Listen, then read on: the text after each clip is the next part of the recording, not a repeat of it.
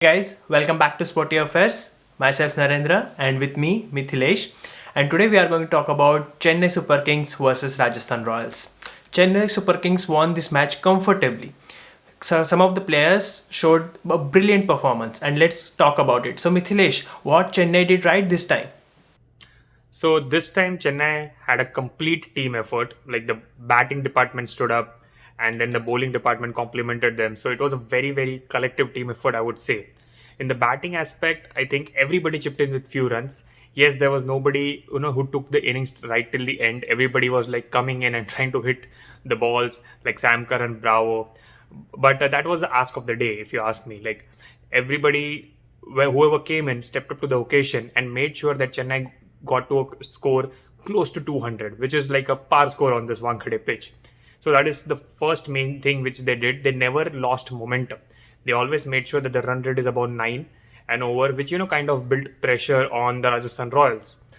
And in the bowling department, I don't know what happened. Like they completely blew away Rajasthan.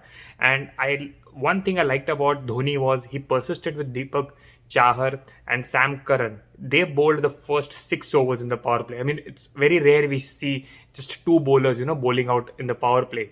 So that is one thing he did because he wanted to get wickets, and wickets as in the big wickets of Sanju, Samson, Josh Butler, etc. Butler kind of stayed for long, but after losing very quick wickets, Rajasthan had a very big task. Yes, they had a lot of all rounders, but CSK made sure that with their bowling changes in the middle overs, especially Moeen Ali, I mean, he took three for seven in just 3 overs. So that was like some top class spin bowling. And because of that, I felt that Chennai never gave Rajasthan any breathing space, whether it was when they were batting or whether it was when they were bowling. So that are the two main things which Chennai did right, and which you have to do right in a cricket field, right, bat and bowl. So it was a complete team performance from Chennai perspective. Just one criticism I would say is about Mahendra Singh Dhoni. I mean, he took time to to get in the zone. So that is something which he can ponder upon in the next game, like send Sam Curran up or Bravo up, because the ask was too much for Dhoni at that particular stage, and he was not able to rotate strike. I mean, he took a single on the fifth ball, I think. So he played a lot of dots. So that kind of built pressure, but in the end, they went through. But that is one thing which Chennai can improve in the next game, I feel. So what do you think, Narendra, that Rajasthan could have done better to actually win this game? So Rajasthan did pretty good in terms of initial overs. Butler played well. Where they lost the match was team selection and captaincy.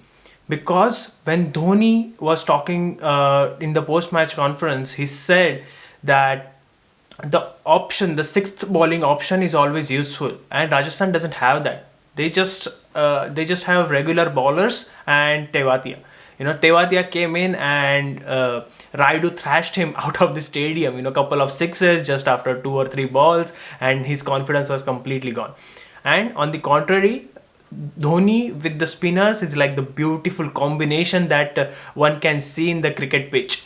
As soon as the Butler hit that six, ball went out of the stadium. The thing that happened is due to COVID restriction, you cannot use the same ball which went out of the stadium. So the ball which they took on was the dry ball, and that helped the spinner immensely. The dry ball they were able to grip well, even though the track was already turning and Rajasthan did not had a good spinner to take advantage of it. But with Dhoni and spinners, they completely bamboozled Rajasthan's inning. That's why the low point of Rajasthan's inning was losing continuous wicket. And what they did wrong was when Moeen Ali came into ball, he just gave away 3 runs and took 3 wickets when in the first couple of overs itself.